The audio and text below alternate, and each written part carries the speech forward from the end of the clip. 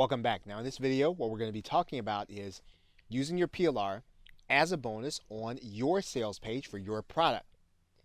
Now you will want to use relevant PLR to act as a bonus for the product that you are marketing or that you are offering or selling. And when you do this, you want to try to find PLR with great graphics. The reason for this is because you will want to have a graphical representation on your sales page. Again, you want people to understand and you want them to feel the weight or the impact of your bonus. The graphical representation will give your customer the ability to visualize that value. Now, if possible, that graphical representation should be a 3D instead of a 2D or a flat image.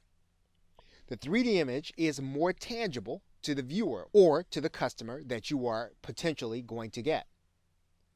That means that you may have to purchase some PLR before you actually need or use it. You want to have it on hand when you're ready to use it as part of the sales process. So if you want to get it ahead of time so that it'll be in inventory or that you'll have it, then you won't be paying as much for it and you will be able to put it together quickly when it's time for you to put together your own offer. Now, if you make sure to always purchase high quality content, purchasing before you have the need will help toward the content being relevant when you decide to use it. So the best way to make it useful is to make sure that you're really getting PLR that you would want to either buy yourself or definitely you take care to pass on to your customer. Now, having multiple bonuses means that you can add at least 3 to the sales page, and that's really what you should be looking to add. That tends to be the average of people who are selling information products. Now, it also means that you can add a bonus to increase the scarcity of the deal. So in other words, what you're doing is you are going to tell the buyer that the only way they're going to get a specific bonus is if they purchase it before that bonus runs out or before the time runs out. So you are using both scarcity and urgency to your advantage. Now, as the buyer makes their way through the sales process, you want the bonus to help them see the value in what you are offering in total. That value should be clear when they see the graphics as well as how you describe those graphics. Now, when you offer irrelevant and over-the-top bonuses, what you're really doing is devaluing your product, sometimes without even knowing it. Now, most marketers will consider at least 1, but some will commit to at least 3 bonuses. Now, one way to add more than 3 bonuses would be to make one or some of those bonuses time sensitive. Now, these are typically called fast action bonuses.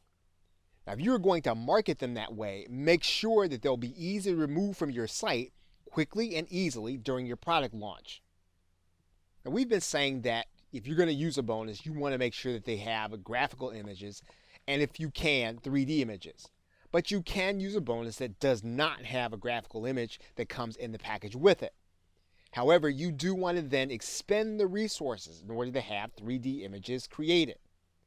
And you can have those created typically at a website like Fiverr or Scriptlance or Elance. You want to make sure those images reflect exactly what the buyer is going to be getting.